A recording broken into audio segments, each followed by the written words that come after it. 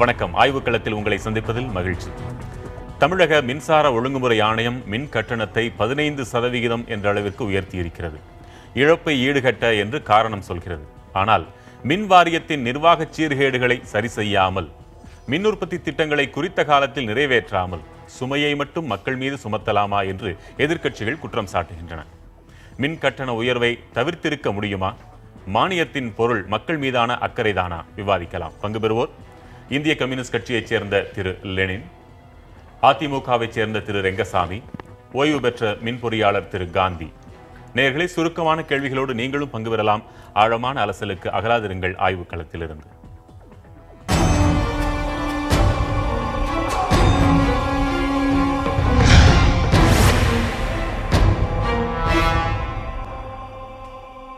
வணக்கம்.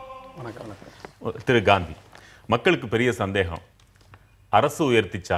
ஏதோ ஒழுங்குமுறை ஆணையம்னு சொல்றாங்களே, அது உயர்த்திச்சா? இந்த மின் வாரியம்னு ஒன்று இருக்குதே, அது உயர்த்திச்சா? இவங்களுக்குள்ளே நாகல்சாமின்ற ஒருத்தர் ஒழுங்குமுறை ஆணைய உறுப்பினர் வேறு சில கருத்துக்களை எல்லாம் சொல்றாரு.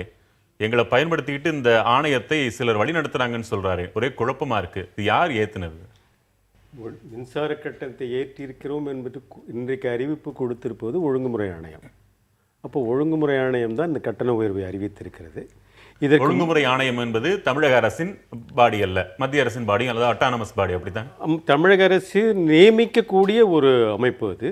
அது நிர்வாக அமைப்பாகத்தான் இருக்கிறது. ஓரளவுக்கு அதற்கு நீதிமன்ற அதிகாரங்களும் இருக்கின்றன. ஆனால் மாநில அரசின் கட்டுப்பாட்டில் இருக்காது. அது சுயமாக செயல்படக்கூடிய ஒன்றாக இருக்கும். அதன் உறுப்பினர்களையோ தலைவர்களையோ நியமிக்கின்ற ஒரு வரையில் தான் மாநில அரசுக்கான அதிகாரம் இருக்கிறதே தவிர அவர்களை மாற்றுவதற்கோ அல்லது வேறு இடத்தில் வேறொருவரை கொண்டு வருவதற்கோ மாநில அரசுக்கு அதிகாரம் கிடையாது. இந்த கட்டண உயர்வை அறிவிக்கின்ற அதிகாரம் அதற்கு உண்டு. ஆமா, கட்டண அரசு பொறுப்பே இல்லையா? எல்லா கட்டண உயர்வையும் தீர்மானிக்க வேண்டிய பொறுப்பு அவர்களுக்குத்தான் இருக்கிறது என்று மின்சார சட்டம் சொல்கிறது. அதன்படித்தான் அவர்கள் அமைப்பு கொண்டு வந்திருக்கிறார்கள். இந்த சுபமோட்டோ ஆர்டர் நாங்களாகவே சுயமாகவே முயற்சி செய்து இந்த உத்தரவை போடப் போகிறோம், அதை பற்றிய கருத்து கேட்பையும் அவர்கள்தான் கோரினார்கள். ஆக இது முழுக்க முழுக்க ஒழுங்குமுறை ஆணையம் தான் பொறுப்பாக வேண்டுமே தவிர மற்றவற்றை சொல்லுவதற்கு ஒழுங்குமுறை ஆணையம் சொல்ல முடியாது. நாகல்சாமி அவர்கள் என்ன சொன்னார் என்று எனக்கு தெரியாது.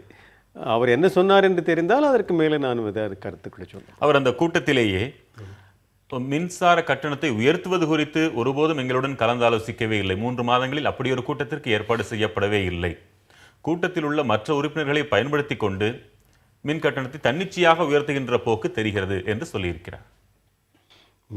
இவர்கள் சொல்லியிருக்கக்கூடிய அந்த அதிகாரம் என்பது மத்திய தீர்ப்பாயம் 30 நவம்பருக்குள்ளாக ஒரு லைசன்ஸி தனக்கு கணக்கு வழக்குகளை கொடுக்க வேண்டும். அப்படி கணக்கு வழக்குகளை கொடுக்காவிட்டால் 1 மாத காலத்திற்கு பிறகு அந்த ஜனவரி மாதத்திற்கு என்று வைத்துக்கொள்ள வேண்டும். ஜனவரி மாதத்தில் அவர்கள் சுயமாகவே தன்னுடைய மின்சார கட்டணத்தை உயர்த்தி கொள்ளலாம் என்று சொல்லியிருக்கிறார்கள். அதைத்தான் இன்றைக்கு அவர்கள் அறிக்கையிலும் சொல்லியிருக்கிறார்கள். அப்படி என்று சொன்னால் ஜனவரி மாதத்தில் இருந்த உறுப்பினர்கள் என்பது திரு ஐயா நாகல்சாமி ஐயா அவர்களும் இருந்தார்கள். அவர்களுடன் அதற்கு பிறகு அந்த நேரத்தில் ஜனவரியிலேயே புதிதாக பதவி உயர்வு பெற்ற இன்னொரு உறுப்பினரும் இருந்தார்கள். ஆக ஜனவரி மாதத்தில் அவர்கள் செய்ய வேண்டிய கடமை இருக்கிறது என்று ஆகிறது. சுபமோட்டோ ஆர்டர் போடலாமா இல்லையா என்பதில் அவருக்கு கருத்து வேறுபாடு இருக்கிறதா இல்லையா என்று சொல்லவில்லை. ஏனென்றால் அவர்கள் ஏற்கனவே குறிப்பிட்டிருக்கிறார்கள். பழைய உத்தரவில் 2013 சொல்லும்போது கூட ரெகுலேட்டரி அசெட், அதாவது மின்சார கட்டணத்தை எதிர்காலத்தில் உயர்த்துவதற்கான தொகை இவ்வளவு என்பதை அவர் நிர்ணயித்திருக்கிறார்கள். இதை 3 ஆண்டு காலத்திலே 5 ஆண்டு காலத்திலே நாங்கள் மின்சார கட்டணத்தமாக உயர்த்தப் போகிறோம் என்ற உத்தரவையும் சொல்லியிருக்கிறார்கள். ஆக மின்சார கட்டணத்தை உயர்த்த வேண்டும் என்பது ஒழுங்குமுறை ஆணையத்தை பொறுத்தவரையில் ஒவ்வொரு ஆண்டினுடைய கடமையாகவும் வருகிறது அவர்கள் உத்தரவுப்படியே. அப்படி என்று சொன்னால் இது ஜனவரி மாதத்திலேயே இதற்கான நடவடிக்கைகள் எடுக்கப்பட்டிருக்க வேண்டும்.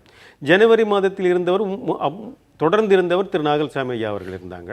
அதற்கு பிறகு திரு ராஜகோபால் அவர்கள் ஜனவரி மாதத்திலே உறுப்பினர் பதவியை ஏற்றுக்கொண்டார்கள். ஆக இந்த பொறுப்பை எனக்கு இல்லை என்று சொல்லுவது என்று சொன்னால் அவர் இந்த அத்தனை மக்கள் கருத்து கேட்பு கூட்டத்திலும் வந்திருக்கிறார். அவர் அத்தனையிலும் கருத்து தெரிவித்திருக்கிறார். அப்போ ஏன் அவர்கள் அதை பற்றி சொல்லியிருக்க வேண்டிய கடமை இருக்கு. இல்லை, உங்கள் பார்வை? பொதுவாக இந்த ஒழுங்குமுறை ஆணையம் என்று உருவாக்கப்பட்டது நமது நாட்டில் உலகமய தனியார்மய தாராளமய முழக்கத்தினுடைய ஒரு பகுதி தான். இதுவரையிலையும் மாநில அரசு அல்லது அரசுகளின் கையில் இருந்த மின்சார விநியோகத்தை இரண்டாக பிரித்து அதை ஒரு வர்த்தகம் போன்று அல்லது வர்த்தக சூதாட்டத்திற்குள் உள்ளாக்க வேண்டும் என்கிற ஒரே நோக்கத்திற்காகத்தான் இந்த ஒழுங்குமுறை ஆணையமே உருவாக்கி. அது எல்லாத்தையும் நீங்க அப்படி பாக்குறீங்களா? ஏன்னா அதனுடைய பேரே ஒழுங்குபடுத்துகின்ற ஒரு ஆணையம். அது நீங்க நேர் எதிர்மாறா சொல்றீங்க. இங்க என்னன்னா சீர்திருத்தம்பாங்க. சீர்திருத்தம் என்பது என்ன? அது சீர்திருத்தங்கிறதே டீகன்ஸ்ட்ரக்ஷன் என்று தான் சொல்ல வேண்டும். சீர்குலைவு வேலைகள் தான் சீர்திருத்தங்களின் பேரில் உலகமயம் கொண்டு வந்தது.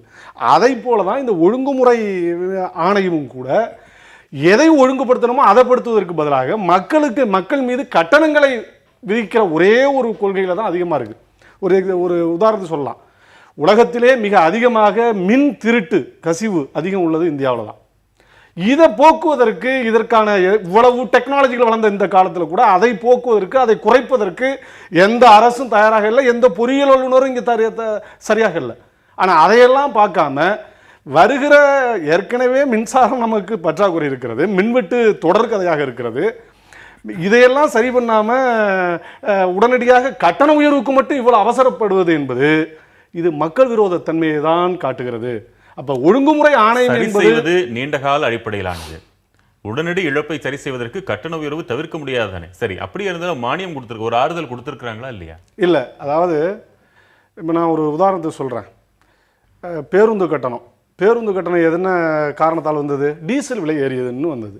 இப்போ டீசல் விலை குறைந்திருக்கிறது, பேருந்து கட்டணம் குறைக்கப்பட்டிருக்கணும்ல, நியாயமாக பார்த்தா ஏன் குறைக்கப்படலை? அதை போல தான் பற்றாக்குறை இருக்கிறது. மின் பற்றாக்குறையை நிவர்த்தி செய்யாமல் மின் திருட்டை பற்றி திருடிக்கிட்டு போயிட்டு இருக்கிற மின்சார திருட்டை பற்றி கவலைப்படாமல் மின் கட்டண உயர்வுக்கு மட்டும் இவ்வளவு அவசரமாகவும் இவ்வளவு வேகமாகவும் அறிவிக்க வேண்டிய அவசியம் என்ன? எனவே இது அடிப்படையில் மக்களுக்கு ₹1 இட்லி கொடுக்கிற அரசு ஏன் இந்த மின்சார கட்டணத்தை தான் ஏற்றுக்கொள்ளக்கூடாது, ஏற்றுக்கொண்டு ஏன் குறைக்க கூடாது, ஏன் அதை அதிகரிக்கணும், 15% உயர்த்துகிறேன்னு சொன்னாக்க நாங்க ஏத்துக்க முடியாதுன்னு சொல்லணும்ல. இல்ல ஒரு நிமிஷம், அது ஏற்றத்தை அரசு ஏற்று. இப்ப நமக்கும் மற்ற மாநிலங்களுக்கும் இடையே காவிரி தாவா இருக்கு, நண்பருக்கும் தெரியும். காவிரி தாவாவில் என்ன மத்திய கட்டுப்பாட்டு ஆணையம் தேவை என்று நாம் போராடுகிறோம். அது தேவை, அதை பற்றி கவலைப்படல அரசு. ஆனா இந்த ஆணையம் சொல்றதை நம்ம கேட்கணும்னு என்ன அவசியம் இருக்கிறது? முழுமையாக அந்த 15% அப்படி அரசு ஏத்துக்க வேண்டியதானே, மானியம் அத்தனைக்கும் கொடுக்க வேண்டியதானே? இல்ல இதுலயே 94% பேர் தான் 500 யூனிட் பயன்படுத்துறவங்க, 94% மக்கள் வந்து இதுல பலன் பெறாங்க. அதற்கான முழு தொகையையும் அரசாங்கம் செலுத்துதுங்க. இதுல சரியாக 500 யூனிட்டுகளுக்கு கீழாக பயன்படுத்துவார்கள். அதற்கான தொகையை யூனிட்டுக்கு மேலே பயன்படுத்தக்கூடிய நகர்ப்புறங்களில் ஒரு சாதாரண புள்ளி விவரத்தையே நாம் பார்த்து விடலாம். 2013ஆம் ஆண்டில் மின்சார வாரியம் சமர்ப்பித்திருக்கக்கூடிய அறிக்கையை பார்த்தோமானால் 89 லட்சம் மக்கள் வீட்டு உபயோகத்தில் இருக்கக்கூடிய மக்கள் 100 யூனிட்டுக்கு கீழாக பயன்படுத்துகிறார்கள். அதே போல நீங்கள் மற்ற ஒரு 13 லட்சம் மக்களை எடுத்துக்கொண்டால் அவர்கள் இந்த 500 யூனிட்டுக்குள்ளாக பயன்படுத்துகிறார்கள். 4,30,000 பேர் மட்டும்தான் அந்த 500 யூனிட்டுக்கு மேலே பயன்படுத்துகிறார்கள். இது ஒரு புதிய விசேஷம் என்னவென்றால் 89 லட்சம் மக்கள் பயன்படுத்தக்கூடிய மின்சாரம் என்பது 5,330 மில்லியன் யூனிட். 4,30,000 பேர் உபயோகிக்கக்கூடிய மின்சாரம் என்பது 4,300 மில்லியன் யூனிட். ஆக 4,300,000 பேர் 30,000 பேர் உபயோகிக்கக்கூடிய மின்சாரம் தான் இன்றைக்கு 89 லட்சம் பேர் இருக்கக்கூடிய மின்சாரமாக இருக்கிறது. மின்சாரத்தினுடைய தேவை, அதற்கான உற்பத்தி என்ற படியில் மட்டும் நாம் பார்க்க முடியாது. மின்சாரத்தின் பயன்பாடு எங்கே போகிறது, அதற்காக எந்த அளவுக்கு நாம் செலவழிக்கிறோம், அதற்காக நாட்டின் வளம் எவ்வளவு செலவழிக்கப்படுகிறது, நாட்டின் வளம் யார் பங்கு பெறுகிறார்கள், அந்த கணக்கில் நீங்க இடைவெளிக்கு பிறகு பதில் சொல்லுங்க. அத்தனை லட்சம் பேர்னு கணக்கு சொல்றோம், ஆனா அவர்களுக்கான பொருட்களை உற்பத்தி செய்யக்கூடிய நிறுவனங்கள் அனைத்தும் இந்த குறுகிய சதவீதத்திற்குள்ளாகவே வந்து விடுகிறது. நீங்க அவங்களுக்கான மானிய தொகையை நீங்கள் தலைமையில் ஏற்றுக்கொண்டாலும் கூட இந்த பொருட்களின் விலை உயர்ந்துவிடும், அதன் பாதிப்பு அவர்களுக்குத்தான் சென்று சேரும். ஆக அவர்களுக்கும் பாதிப்பு என்று இவர்கள் சொல்வதில் நியாயம் இருக்கத்தானே செய்கிறது. நேர்கள் இணைப்பில் இருக்கீங்க. முதல் நேருக்கு வணக்கம், உங்க கேள்வி என்ன? வணக்கங்க. கேளுங்கய்யா. வணக்கம். வணக்கம், நான் நாமக்கல் சந்திரன் பேசுறேங்க. பேசுங்க. அதாவது இப்ப இந்த 2 மாசத்துக்கு ஒருக்க ரீடிங் எடுக்கிறாங்க இல்லைங்களா? சொல்லுங்க. அந்த 2 மாசத்துக்கு ஒருக்க ரீடிங் எடுக்கிறது, அதாவது இப்ப 150 யூனிட் ஒருத்தர் எனக்கு ஓடுது, எனக்கே என்னையே உதாரணத்துக்கு எடுத்துக்குவோம். 150 யூனிட் ஒருத்தருக்கு ஓடுதுன்னா அதாவது ஒரு மாசத்துக்கு ஒரு ரீடிங் எடுத்தாங்கன்னா மாசம் ரீடிங் எடுத்தாங்கன்னா நான் 70-80 யூனிட்ல அந்த 101 யூனிட்னால கட்டணம் அதிகமாகுது இல்ல. சரி, மாதம் ஒரு முறை ரீடிங் எடுக்கணுங்கிறது உங்களுடைய இருங்க ஐயா நான் சொல்லி முடிச்சிடுறேங்க. சொல்லுங்க, வேகமா சொல்லுங்க. இத வந்து நம்ம இப்ப பன்னீர்செல்வம் மானியம் கொடுக்குறாரு 500 யூனிட்டுக்கு எல்லாம் மானியம் கொடுக்குறேன்னு சொல்றாரு. இது அவரை பன்னீர்செல்வமோ அல்லது நத்த விஸ்வநாதனோ இதை முடிவெடுக்க முடியாது. ஜெயலலிதா கிட்ட கேட்காம முடிவெடுக்க முடியாது. அதை கேட்டு அதை முடிவெடுத்து இதை பண்ணினாங்கன்னா ரொம்ப நல்லா இருக்கும்.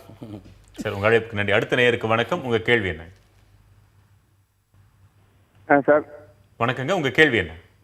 ஐயா நான் என்னுடைய கேள்வி என்னன்னா, இந்த மாதிரி இப்போ நடைமுறையில ஏற்கனவே அரசு இதுக்கு முன்னாடி இருந்த அந்த திட்டப்படி இவங்களுடைய செயல்பாடும் மக்களை ஒரு புண்படுத்தாத அளவுல இருக்குமே. ஆனா இப்ப இந்த மக்கள் வந்து துன்பப்பட வேண்டிய அவசியம் இல்லை. ஏற்கனவே கட்டணம் வேற, அதாவது மின்சாரம் வேற கட் ஆகுது. இது வியாபார நோக்கு மாதிரி இந்த மார்க்கெட்ல எப்படி பண்ணுவாங்கன்னா விலை அதாவது மக்கள் வரவேற்பு அதிகமா, வாடிக்கையாளர் கம்மியாயிட்டா விலை கூடிடும். விலை கூடி அந்த லாபத்தை பெறதுக்கு ஏற்பாடு பண்ணுவாங்க. அதே மெத்தட்ல இதுவும் அந்த மாதிரி அரசாங்கம் அந்த மாதிரி போகுதா? ஏற்கனவே விலைவாசி கூட்டினதுனால இப்ப நம்ம கேள்வி புரியுதுங்க. அழைப்புக்கு நன்றி. அடுத்த நேருக்கு வணக்கம். உங்க கேள்வி என்னங்க? ஐயா நான் ஈரோட்ல இருந்து மதன் பேசுறேங்கய்யா. விரைவா கேளுங்க. Okay sir. அதாவது எங்க பகுதிக்கு வந்து அந்த அதிகாரிகள் வந்திருந்தாங்க, போட்டு சூட்டு டை எல்லாம் போட்டுட்டு. சாமானியர்கள் கஷ்டம் அவங்களுக்கு புரியாது ஒண்ணு. ரெண்டாவது இன்னைக்கு இலவச டிவி, இலவச மிக்சி, கிரைண்டர், லேப்டாப் எல்லாம் கொடுத்துட்டு 500 யூனிட் குறைவா மின்சாரம் பயன்படுத்தின அதிமுக காரர் சொல்றாரு. இது எப்படி சாத்தியம் அப்படிங்கறது என்னுடைய கேள்வி. அடுத்த நேருக்கு வணக்கம். உங்க கேள்வி என்ன? வணக்கம், மாம்பூர்ல இருந்து உதயகுமார் பேசுறேங்க. கேளுங்க ஐயா. ஐயா, மக்களுக்காக தான் அரசாங்கம் இருக்கும்போது மக்களோட குறைகளை அவங்களுக்கு அதிகமா பலு கொடுக்காம இருக்கிறது தான் அரசாங்கம் இருக்கணும். இப்ப ஏற்கனவே பாதிப்பு அதிகமாக நடுத்தர குடும்பத்தினர்களுக்கு அரசாங்கம் ஏகப்பட்ட இலவசங்களை கொடுக்கறதோட இலவசங்களை கட் பண்ணி அந்த தொகையை, இழப்பீட்டு தொகையை அரசாங்கம் ஈடு கட்டிட்டா இந்த மின்சார கட்டண உயர்வுல மக்கள் தப்பிக்கலாம் வழிக்கு அரசாங்கம் ஏற்படுத்தி கொடுக்கூடாதா? தேவையா நமக்கு? திரு ரங்கசாமி, எல்லா கேள்விகளும் உங்களுக்கு தான். எந்த இலவசமும் வேண்டாம். இன்னும் கொஞ்ச நாள் ஆனா நீங்க டாஸ்மாக்ல மது விற்பனை ஏன் உயர்த்தினீங்கன்னு கூட கேள்வி கேட்க தயாராயிடுவாங்க போல தெரியுது. மக்களுக்கு சுமைன்னு சொல்றாங்க. உங்க பதில் என்ன? மக்களுக்கு சுமை இல்லை, அதான் நான் முன்னாடியே சொல்லிட்டேனே. 94% மக்கள் வந்து 500 யூனிட்டுக்கும் குறைவாக பயன்படுத்தி வருகிறார்கள். அதற்கான நான் முடிச்சுக்கிறேன். அதற்கான தொகையை அரசாங்கம் 1,310,00,00,000 23 லட்சம் கூடுதல் தொகையை அரசாங்கம் செலுத்துது. அதற்கான இழப்பு தொகையை அரசாங்கம் செலுத்துகிறது. 1,310 கோடியை 23 லட்சத்தை செலுத்துது. ஒண்ணு. இன்னொரு விஷயம், இந்த மின்சார வாரியம் என்பது கடந்த திமுக ஆட்சியில செயலற்று கிடந்தது. அதற்கு உயிர் ஊட்டி அதை வந்து கடன் கூட பெற முடியாத சூழ்நிலை இருந்துச்சு. அதுக்கு புத்துயிர் தந்து இந்த அரசாங்கம் தாயுள்ளத்தோடு அடுத்தடுத்த நிலைக்கு கொண்டு வந்து இன்னைக்கு மின்சார தடை இல்லாத ஒரு மாநிலமாக கொண்டு வந்திருக்கிறோம். நான் இவர் சொன்ன கேள்விக்கு ரெண்டுக்கு நான் பதில் சொல்ல அவசியம் சொல்ல ஒரே ஒரு சந்தேகம் மட்டும் எனக்கு. 2012 ஏப்ரல்ல மின் கட்டண உயர்வு ஒரு தடவை அமல்படுத்தப்பட்டது. 10,000 கோடி ரூபாய் வருஷத்துக்கு இழப்புன்னு சொல்லப்பட்டது.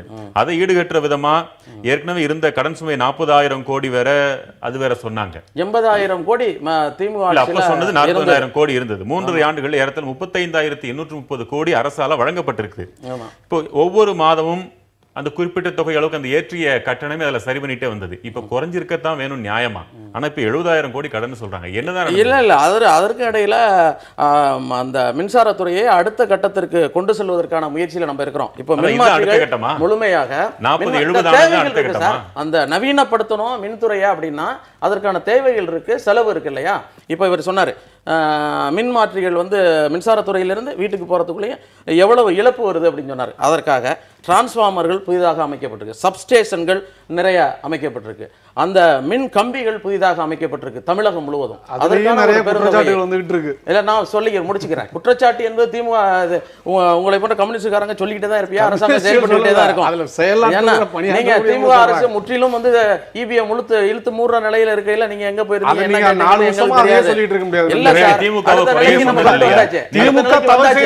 அரசாங்கத்தை மக்கள்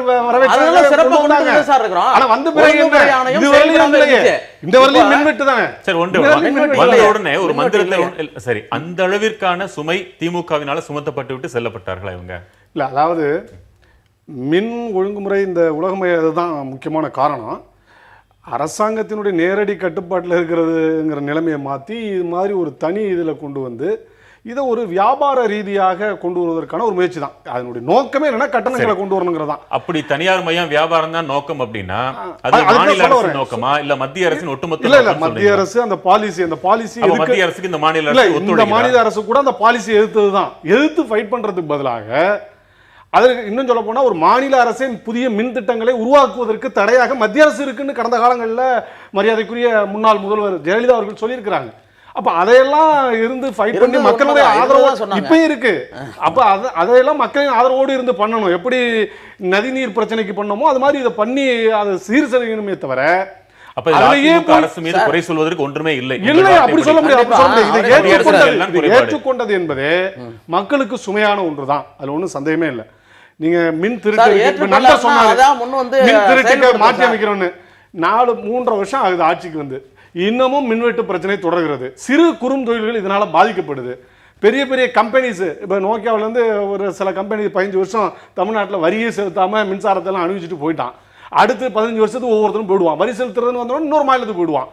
அப்போ மல்டிநேஷனல் கம்பெனிஸ் நம்ம மாநிலங்களை மாநில அரசுகளை தங்களுடைய லாபத்தை தங்களுடைய சுரண்டலை அதிகப்படுத்துவதற்கு இவங்களுக்குள்ளே ஒரு போட்டி உருவாக்கி கொண்டிருக்கிறார்கள்.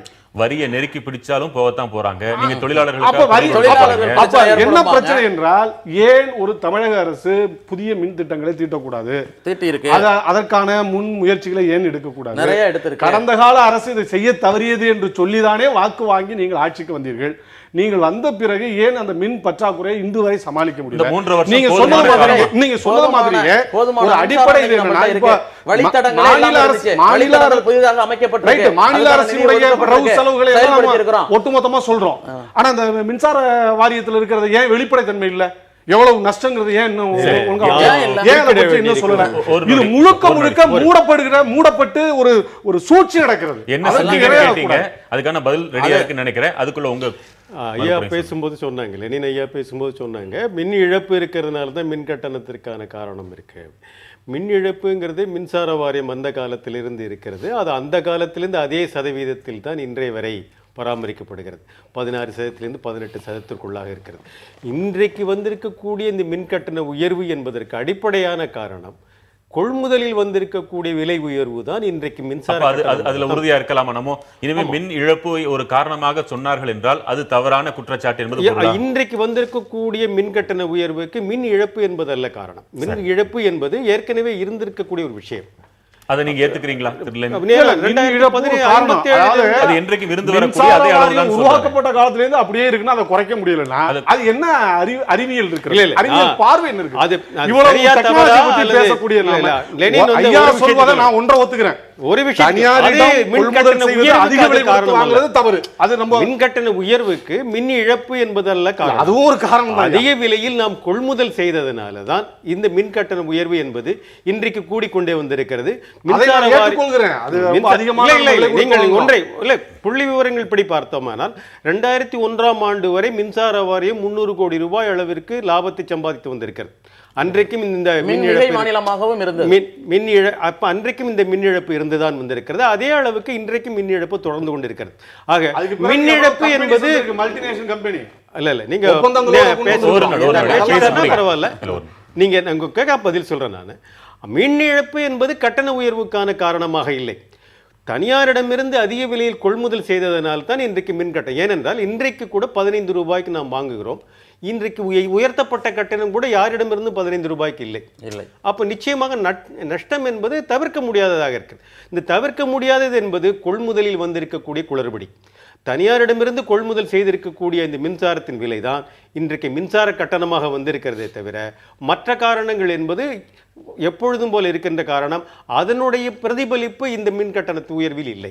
அதையும் தவிர்க்க முடியாத சூழ்நிலையில் சிறிய அளவு மட்டும்தான் வாங்கியிருக்கிறோம் அப்படின்னு முதலமைச்சர் சொல்றதை நீங்க ஏத்துக்கிறீங்களா? அதை தவிர்க்க முடியாத சூழ்நிலை என்பதை நான் ஒப்புக்கொள்ளவில்லை. அதை விரிவா சொல்லுங்க. நேர்கள் இணைப்பில் இருக்கிறீங்க. முதல் நேருக்கு வணக்கம். உங்க கேள்வி என்னங்க? சார் வணக்கம் சார், நான் விருதுநகர்ல இருந்து பேசுறேன் சார். என் பேர் குமரன். பேசுங்க. அது மின்சார கட்டணத்தை கூட்டுறதுனால எல்லாருக்குமே பாதிப்பு அடையுது. ஏற்கனவே பஸ் கட்டணத்தை கூட்டினாங்க, பால் கட்டணத்தை கூட்டினாங்க, கூட்டி அப்படி என்ன அவங்க சாதிச்சுட்டாங்க. உங்க அழைப்புக்கு நன்றி. அடுத்த நேருக்கு வணக்கம். உங்க கேள்வி என்ன?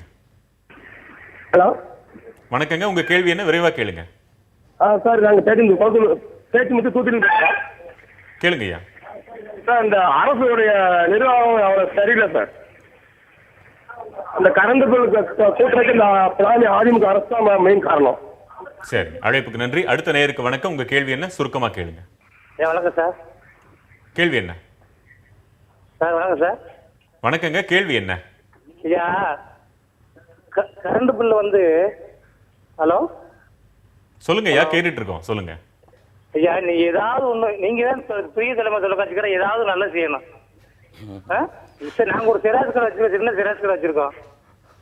50,000க்கு செராஸ் போயிடுறோம்.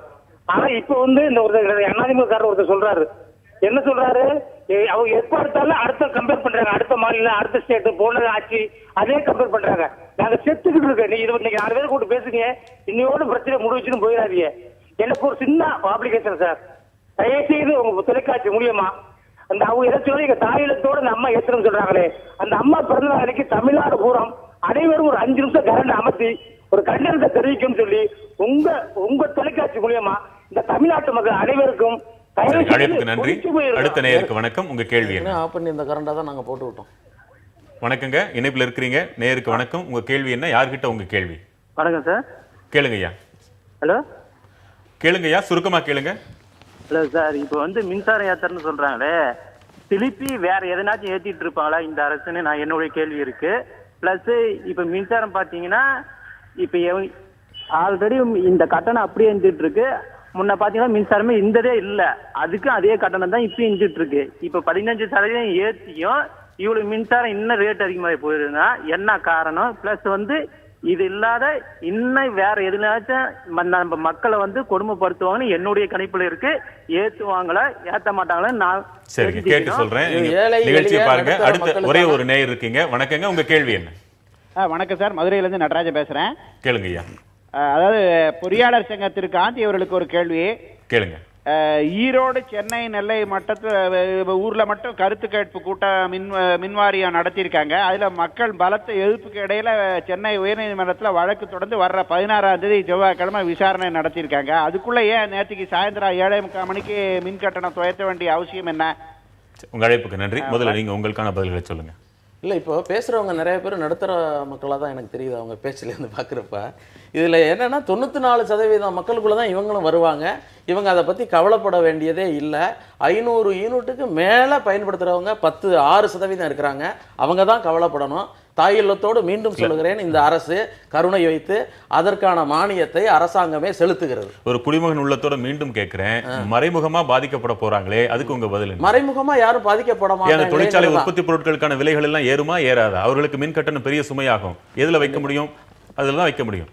டீசல் விலை ஏறினா டீசல் வண்டிகள் வச்சிருக்காதவங்க கூட ஏன் பயப்படுறாங்க? அது நாளைக்கு காய்கறி விலையில எதிரொலிக்கும். எதிரில் உள்ள கடையில போய் நம்ம காய்கறி வாங்க முடியாதுங்கிறதான. மின்சாரம் இல்லாட்டினா கூட பயப்பட தான் வேணும். மின்சாரம் இல்லாட்டினா இதை விட பயம். மின்சாரத்தை கொடுப்பதற்காக, அதை ஒழுங்குபடுத்துவதற்காக, சீராக நடத்துவதற்காக சில விலையேற்றங்களை நாம் சுமந்துதான் ஆகும். அது எவ்வளவு காலம்? 3 வருஷம் ஆச்சு. நீங்க நிர்வாக சீரியல் தான் காரணம் மக்கள் உணர்றாங்க. ஒரு மின் உற்பத்தி நிலையத்தை கொண்டு வருவதற்கு 5 ஆண்டு காலம் தேவை. இப்பொழுது ஒரு 3 நிலைகள், உடன்குடி, எண்ணூர், வள்ளூர், மேட்டூர் ஆகிய இது வந்து முடியக்கூடிய தருவாயில இருக்கு. இன்னும் ஒரு 6 மாத காலத்தில் மின்மிகை மாநிலமாக மீண்டும் அம்மாவினுடைய ஆட்சி சிறப்பாக. இது ஒவ்வொரு முறையும் விக்ரமாதித்தன் சொன்னதை போல இன்னும் 6 மாதம் இன்னும் 6 மாதம் என்ன அர்த்தம்? இல்ல, சட்டமன்றத்துல எத்தனை முறை சொல்லியாச்சு. இல்ல அப்படிலாம் செயல்பாட்டுல பார்க்கணும். சொல்றோம் அப்படிங்கிறது கருத்து கேட்பு கூட்டமா அல்லது வெறும் கலந்துரைப்பு கூட்டமா?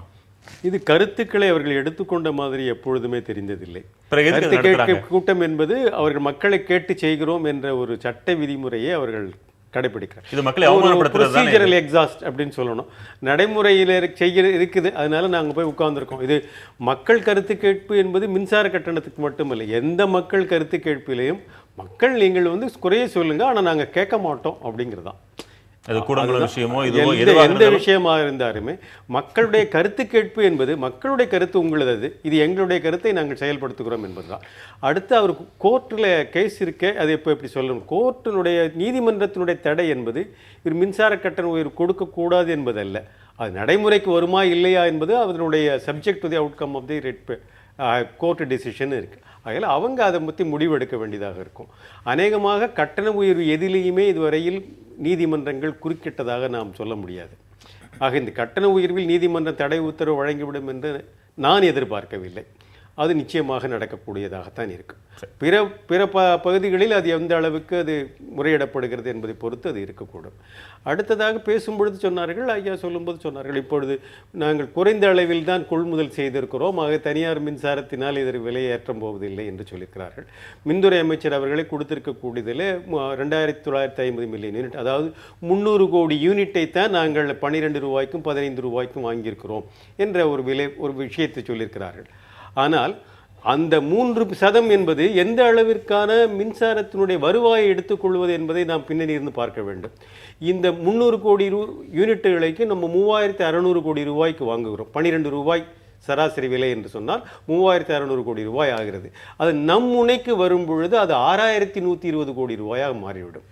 6100 கோடி ரூபாய் என்பது மொத்த வருவாயில் 32,000 கோடி என்று எடுத்துக்கொண்டிருந்தால் 19% ஆகிவிடும். ஆக 3% மின்சாரம் 19% வருவாயை எடுத்துக்கொள்கிறது. ஆக மின்சார கொள்முதலில் மிக மிக கவனம் இருந்தாலே அன்றி நஷ்டத்தை தவிர்க்க முடியாது, மின்கட்டண உயர்வை தவிர்க்க முடியாது. கவனம் இருக்கலாம், ஆனால் அதில் சாதிக்க முடியுமா? அதுக்கு வாய்ப்பு இருக்குதா? வாய்ப்பு இருக்கிறது. இன்றைக்கு கூட அப்ப இருந்தும் மின்துறை அமைச்சர் சொல்லியிருக்கக்கூடிய 4 தனியார் மின் நிலையங்கள் 738 மெகாவாட்டாக இருக்கிறது. அவரிடமிருந்து அவங்க 50% தான் இவர்கள் மின்சாரத்தை வாங்கியிருக்கிறார்கள். அப்படி என்று சொன்னால் 400 மெகாவாட் என்று நாம் கணக்கெடுத்துக் கொள்ளலாம். இந்த 400 மெகாவாட்டிற்கான மின்சார தேவையை நம்முடைய சுய உற்பத்தியாக இருக்கக்கூடிய ஒரே ஒரு மேட்டூர் அனல் மின் நிலையத்தை சரியான நேரத்துக்கு கொண்டு வந்திருந்தால் கடந்த 3 ஆண்டுகளாக தவிர்த்திருக்க முடியும். 2011 வர வேண்டிய உற்பத்தி துவங்க வேண்டிய நிலையம் 11 துவங்கவில்லை, 12 துவங்கவில்லை, 13 துவங்கவில்லை, 14 துவங்கி மறுபடியும் பழுதடைந்து நிற்கிறது என்ற நிலை என்பது சரியான செயல்பாடாக நாம் ஒத்துக்கொள்ள முடியாது. சரி, நியாயமா மக்களிடம் கெட்ட பேரை சம்பாதித்துக் கொள்ள எந்த அரசாங்கமும் விரும்ப முடியாது. அதில் இது போன்ற கோடிக்கணக்கான மக்களை நேரடியாக பாதிக்கக்கூடிய விஷயங்கள் அந்த ரிஸ்க் எடுக்கவே மாட்டாங்க. அதனால தான் அந்த மானியமும் கொடுக்கறத நம்ம பார்க்குறோம். இப்போ மறைமுகமாக எந்த அரசாங்கத்தினாலும் ஒரு கட்டுக்குள் கொண்டு வர முடியாத ஒரு விஷயமாக இந்த மின்சார விஷயம் பார்க்கப்படுதா? அதாவது அது அப்படி இல்லை. அதாவது என்னென்னா, ஐயா சொன்னது தான், வருமுன் காப்பதற்கான பல்வேறு நடவடிக்கைகளை அரசு எடுக்கணும். தனியாரிடம் நீங்கள் கொள்முதல் வாங்குவது என்பது தான் மிக அதிகமான அளவிற்கு நமக்கான நஷ்டத்தை கொடுக்கறதுங்கிறது வருது. அதை விட குறைந்த செலவில் நாம் மின்சாரத்தை உருவாக்க முடியும். இப்போ எடுத்துக்காட்டுக்கு கூடங்குளம் வருகிற போது இவ்வளவு பெரிய போராட்டம் நடந்தது. என்ன வாதம் முன்வைக்கப்பட்டது? மிக குறைந்த விலையில் மின்சாரம் கிடைக்குது. ஒரு யூனிட் வந்து 1 ரூபா 60 பைசா 2 ரூபாய் என்கிற அளவெல்லாம் சொல்லி 3 ரூபாய் வந்துருக்கு சொல்லியிருக்கிறாங்க. அப்போ இதெல்லாம் உண்மை என்று சொன்னால் அதே போல் அதனுடைய விஷயங்கள் என்ன? இதில் ஒரு வெளிப்படைத்தன்மை இல்லை. முதல்ல இந்த கருத்து கேட்பு கூட்டங்கள் ஐயா சொன்னாங்க, ரொம்ப சரியாக சொன்னாங்க. உண்மை என்னென்னா, இந்த ஜனநாயக நாட்டில் எல்லாம் ஜனநாயகத்தன்மை போன்று காட்டுவதற்கான பாவலாக தான் இருக்குது, போல செய்கிற ஒன்று தான் இருக்கிறதே தவிர அடிப்படையில் எந்த ஜனநாயக உணர்வு ஓட்டமும் இந்த கருத்து கேட்பு கூட்டங்கள் இல்லை. கருத்து சொன்னவங்க 99% மின்சார கட்டணம் உயரக்கூடாது என்று தான் சொன்னாங்க. ஆனால் இன்னைக்கு உயர்ந்திருக்கிறது. அப்போ இதுக்கு என்ன சம்மந்தம் இருக்குது? ஏன் கேட்கணும்? கண் துடைப்பு மட்டுமல்ல, இது வந்து ஒரு நம்பிக்கை மோசடியாக நான் கருதுகிறேன். ஜனநாயகத்திற்கு எதிரான ஒன்றாக நான் கருதுகிறேன். அப்போ கருத்து கேட்பு கூட்டத்தை நடத்துவது ஜனநாயகவாதி போன்று நான் மக்கள் மத்தியிலே காட்டிக்கொள்வது, ஆனால் சர்வாதிகாரி போல முடிவெடுப்பது, கட்டண உயர்வை அமல்படுத்துவதுன்னு வந்தால் இது எந்த விதத்தில் நியாயம்? இந்த கருத்து கேட்பு கூட்டம் என்பது முழுக்க முழுக்க ஒழுங்குமுறை ஆணையத்தின் பொறுப்பில் நடைபெற வேண்டிய செயல்கள். அப்ப ஒழுங்குமுறை ஆணையமே சொல்கிறது கட்டணத்தை உயர்த்தக்கூடாது என்பதற்காகத்தான் நாங்களும் சொன்னோம்னு அதுல உள்ளவங்களும் சொல்றாங்க. கொள்முதல் செய்ய வேண்டாம் என்று சொன்னோம். சரி, அதிக விலை. சரி, மக்கள் சொன்னதை அது ஒரு கணக்கில் எடுத்துக்கொள்ள வேண்டியதே இல்லையா? அதற்காக யாரும் வழக்கு தொடுக்க வாய்ப்பு இருக்கா? இல்லை, அவர்கள் உத்தரவு போட்டால் மேலே தீர்ப்பாயத்திற்கு போகலாம். இந்த மின்சார கட்டணத்தை செலுத்தக்கூடிய இந்த ஒழுங்குமுறை ஆணையத்திற்கு மேலாக, இந்த கட்டண உயர்வுக்கு மேலாக ஒரு அப்பீல் செய்வது அப்படி என்று சொன்னால் அது தீர்ப்பாயம் என்று ஒன்று இருக்கிறது. கோர்ட்டுக்கு போக வேண்டிய அவசியமே இல்லை. தீர்ப்பாயம் மத்திய அப்பலேட் ட்ரிபியூனல் என்ற ஒன்று இருக்கிறது. அது ட்ரிபியூனலில் போய் வழக்கு தொடுக்கலாம். அதிலேயும் ஏற்றுக்கொள்ளாவிட்டால் மறுபடியும் உச்சநீதிமன்றம் போகலாம். உச்சநீதிமன்றம் போகிறதுக்குள்ள அடுத்த மின்கட்டண உயர்வு வந்துவிடும். ஒரு வழக்கு இப்போ போட்டிருக்கும் போதே திடீரென்று நேற்று இரவு ஏன் உயர்த்தினாங்க? வழக்கு என்பது, வழக்கினுடைய மையம் என்பது ஒழுங்குமுறை ஆணையத்தின் தலைவராக ஒரு நீதிபதி அல்லது அந்த துறையில் சார்ந்தவராக இருக்க வேண்டும் என்பதுதான் வழக்கினுடைய சாரம். அப்படி இருக்கும் பொழுது இவர்கள் அதுபோல அமைக்கவில்லை என்ற அதற்கு முன்னதாகவே இந்த பதவியை நிரப்பிவிட்டார்கள். அப்போ அந்த வழக்கின் தொடர்ச்சியாக இப்பொழுது ஒரு கட்டண உயர்வு ஏற்படுத்தியிருக்கிறார். இதை அனுமதித்து விட்டால் அந்த வழக்கு ஏற்கனவே நீங்கள் சொல்லியிருப்பது போல நடக்காது என்பதற்காகத்தான் கொண்டு வரப்பட்டது. ஆக அது முன்னதாக இருக்கக்கூடிய வழக்கின் தொடர்ச்சியாக இது இருக்கிறது. அந்த வழக்கின் தொடர்ச்சியில் வருமையானால் ஒழுங்குமுறை ஆணையத்திற்கு தலைவர் பதவியை நிரப்புவது என்பது நீதிபதியாகவோ அல்லது அந்த துறையிலிருந்து வர வேண்டுமா அல்லது மற்ற துறையிலிருந்து வர வேண்டுமா என்பதை பொறுத்து தொடர்ந்து பேசலாம். திரு காந்தி, எல்லா பிரச்சனைகளுக்கும் ஒரே தீர்வு அதிகபட்சமாக கட்டணம் கொடுத்து தனியார்கிட்ட வாங்குறது தான் என்ற புள்ளியில் நிற்குது. அதை தவிர்ப்பதற்கு செய்ய முடியும்னு சொன்னீங்க. என்னென்ன செய்ய முடியுங்கிறதோட நிறைவு செய்யும். சுய உற்பத்தியை அவர்கள் அதிகப்படுத்த வேண்டும். முடிஞ்சிருந்தா செஞ்சிருக்க மாட்டாங்க. 5400 கோடி ரூபாய் செய்து கொண்டிருக்கிறோம். 5400 கோடி ரூபாயை நம்ம ஒவ்வொரு ஆண்டும் மானியமாக தருகிறார்கள். 5400 கோடி ரூபாய் நம்ம மூலதனமாக பயன்படுத்துவோமே ஆனால் கிட்டத்தட்ட ஒவ்வொரு ஆண்டும் 3200 மெகாவாட் மின்சாரத்தை நாம் கொண்டு வர முடியும். ஆக மானியமாக என்ன செய்யணும்? மானியத்தை திடீர்னு கட் பண்ணிட்டு மூலதனமா மாத்திரலாமா? வெட்டிவிட வேண்டும் என்று நான் சொல்லவில்லை. அதில் பாதி அளவுக்கு கொண்டு வந்துவிட்டோமேனால் அல்லது கூடுதலாக இதை தவிர்த்து நாம் சொல்லுவோமேனால் 5400 கோடி ரூபாயோடு இந்த ஆண்டு 1200 கோடி ரூபாயை நாம் மூலதனமாக மறுபடியும் மானியமாக தருகிறோம். இந்த 1300 கோடி ரூபாயும் இன்றைக்கு மூலதன கட்டணமாக கொண்டு வருவார். கடந்த ஆண்டு கொண்டு வந்திருப்பேமானால் நம்ம புதிய மின் நிலையங்களை கொண்டு வந்திருக்க முடியும். புதிய மின் நிலையங்கள் கொண்டு வருவதில் ஒரு பெரிய சுணக்கம் இருக்கிறது. எப்படி என்றால் 2011 800 எக்ஸ்பான்ஷன் என்ற ஒரு ஸ்கீம் இருந்தது. அதுக்கான உத்தரவு விட வேண்டிய நிலையில் 3 ஆண்டுகளுக்கு பிறகுதான் இன்றைக்கு நாம் அதுக்கு உத்தரவிட்டிருக்கிறோம். அதே மாதிரி காட்டுப்பள்ளி என்பது 1320 மெகாவாட். இதற்கான உத்தரவை இட வேண்டியது 2012 எல்லா ஒப்புதலும் அனுமதியும் பெறப்பட்டிருந்தாலும் கூட அது 2 ஆண்டுகளுக்கு பிறகு தான் நாம் கொடுக்குறோம். இது திரும்பவும் வரும்பொழுது 7 ஆண்டு காலம் ஆகிறது. வரும்பொழுதே முதல்வர்கள் சொன்னார்கள் இந்த உடன்குடியை நாங்கள் எடுத்துக்கொள்ளப் போகிறோம் என்று சொன்னார்கள். அதற்கான உத்தரவு இன்றைக்கு வழங்கும் போது 3 ஆண்டு காலம் நடந்து விட்டது. ஆக அதில் இருக்கக்கூடிய சுணக்கங்கள், அதே மாதிரி உற்பத்தி தன்னுடைய சுய உற்பத்தியில் ஏற்பட்டிருக்கக்கூடிய தொய்வுகள், இதை தவிர்த்திருப்போமே ஆனால் நாம் பெருமளவிலே மின்சார வெட்டையோ அல்லது கொள்முதல் தவறு ஆலோசனை சொல்ல வேண்டிய இடத்தில் இருக்கக்கூடிய அதிகாரிகள் மின்சார கொள்முதலை எந்த அளவுக்கு குறைக்கின்றோமோ, அதுவும் தனியாரிடம் இருக்கக்கூடிய அதிக விலை மின்சாரத்தை கொள்முதலை எந்த அளவுக்கு குறைக்கின்றோமோ அப்பொழுதுதான் மின்சார கட்டண உயர்வு என்பதை தவிர்க்க முடியும். இல்லாவிட்டால் அது தவிர்க்க இயலாத விஷயம். அது மீண்டும் மீண்டும் இந்த மின்சார கட்டண உயர்வு கூடும். மானியம் என்பது மக்களுடைய பணம் தான் மானியமாக போகிறது. அது ஒழுங்குமுறை ஆணையம் சொல்லிடுச்சு, சொல்ல வேண்டிய அதிகாரிகள் சொல்லிவிட்டார்கள் என்பது இல்லை. இது இன்னொரு விஷயம் என்னென்றால் ஐயா பேசும்போது சொன்னார்கள் நாங்கள் கொடுத்து விடுகிறோம். அப்போ கொடுத்திருக்கக்கூடிய 1300 கோடி ரூபாயும் என்பது மக்களுடைய பணமே. மக்களுக்காக கொடுக்கவில்லை, தனியாரிடமிருந்து வாங்கிய கொள்முதலுக்காக கொடுக்கிறீர்கள், மக்கள் மூலமாக கொடுக்கிறீர்கள். அதுதான் சரியாக. நீங்க அவர்கிட்ட இந்த விலைக்கு வாங்காம இருந்திருந்தா இந்த கட்டண உயர்வு மானியம் கொடுக்க வேண்டிய அவசியம் இல்லை. அதுதான் நமக்கு முக்கியமான விஷயம். 5400 கோடி ரூபாய் மூலதனமாக போட்டு நாம் மின்சார உற்பத்தி செய்து விற்க வேண்டுமே தவிர அதை மானியமாக கொடுத்து கொண்டே போவது என்று சொன்னால் அரசாங்கம் தன்னுடைய கஜானாவை தனியாருக்கு ஒதுக்குகின்ற ஒரு நிலையாகத்தான் போகும். இது பெரிய குற்றச்சாட்டை தான் பார்க்குறேன். உங்க பதில ஒரு சில நொடிகளை சொல்லுங்க. இல்லை, ஐயா அவர்கள் ஒரு அதிகாரியாக இருந்திருக்காங்க அந்த துறையிலேயே. மானியம் கொடுப்பதை இப்போ 50 குறைக்கணும் அப்படிங்கிறாங்க. எந்த அளவுக்கு சாத்தியம்? அதுக்கு ஒரு அரசியல், அதற்கு ஒரு விவாதம், அதற்கு ஒரு இது பேச வேண்டியது இருக்கும். இல்ல, நீங்க கசப்பு மருந்துன்னு சொன்னீங்க. ஒரு தடவை கசப்பு மருந்து மக்கள் ஏத்துப்பாங்க. தொடர்ந்து அடிக்கடி அந்த பேர்ல வந்துகிட்டே இருந்தா எப்படி ஏத்துக்க முடியும்? சந்தேகமே வந்துடாதா? அந்த வாரியம் அந்த நிலையில இருந்துச்சு, தேடுபாடா இருந்துச்சு. அதை உயிர் பெற்று எழுக்கிறதுக்கு நம்ம நிறைய மருந்துகள் கொடுக்க வேண்டியதா இருந்துச்சு. அதுதான் நிலவரம். இப்பொழுது கூட இந்த ஊடகத்தின் வாயிலாக சொல்லுகிறேன், இந்தியாவிலேயே மின்சார கட்டணம் கம்மியான மாநிலம் தமிழகம் தான். இதை மக்கள் புரிந்து கொள்ள வேண்டும். இந்த விஷயத்தில் நீங்க திமுக தலைவரை பின்தொடர்றீங்களா? இந்த ஒப்பீடு நாங்க பின்தொடர ஒரு காலமும் கிடையாது. எந்த ஒரு ஏற்றம் பக்கத்து மாநிலத்தை அவர்தான் ஒப்பிடுவார். அப்படியெல்லாம் கிடையாது. சில விஷயங்களுக்கு தான் நாங்க சொல்றோம், எப்பொழுதும் சொல்லிக் கொண்டு இருப்பதில்லை. மக்களுக்கு புரிதலுக்காக சொல்ல வேண்டிய இடத்துல இது திமுகவுடைய என்ன பேட்டர்ன் ரைட்ஸா? அதெல்லாம் கிடையாது. எந்த விஷயத்தை எங்க எப்படி மக்களுக்கு புரிய வைக்கணுமோ அதை புரிய வைக்கணும் உங்க ஊடகத்தின் வாயிலாக. அதாவது ஐயா சொன்னது மாதிரி தான், கட்டண தனியாரிடம் நாம் கொள்முதல் செய்வதில் ஒன்று. இன்னும் ஒன்று நம்மளுடைய உள்கட்டமைப்பில் நவீனப்படுத்தாததும் அதில் இருக்கிற திருட்டு தடுக்காததும் ஒரு காரணம். உதாரணத்துக்கு இந்த சிஎஃப்எல் மாற்றினோடனேயே பல லட்சம் யூனிட்டுகள் நவீனப்படுத்தப்பட்டிருக்கு சார். அது தெரிஞ்சு முடிஞ்சது. என்ன நான் சொல்லிடுறேன், முடிஞ்சது.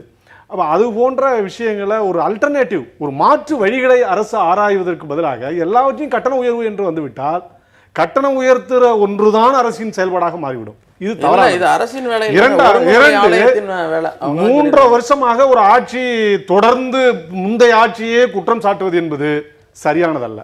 இது மக்கள் இல்ல, ஏற்றுக்கொள்ள குற்றம் சாட்ட மாட்டாங்க. வேண்டும் என்பது எங்களுடைய அது நோக்கம் குற்றம் அல்ல. தான், நாங்களும் நடப்பை சாட்டுகிறோம், நாங்க இப்போதும் சொல்றோம். சாட்டுகிறோம். நம்ம ஆனால் நடப்பை சொல்றோம். 3 ஆண்டுகளாக நிர்வாக முறையில் இருக்கிற மோசமான தவறுகள், காலதாமதம், சரி, அந்த வீண் நிர்வாகம் விரயம், சொல்றீங்கல்ல. இதன் காரணமாக அந்த நிர்வாகம் புதிய அதை புதிய நீங்க உணரல. புதிய இல்ல, ஒரு விபத்துகளை உருவாக்க முடியும். நிர்வாகத்துல முதலமைச்சர் இருக்கிறாங்க, துறை அமைச்சர் இருக்கிறாரு, அதிகாரிகள் இருக்காங்க. நிர்வாகத்துல எதை நீங்க குறிப்பிட்டு சொல்றீங்க?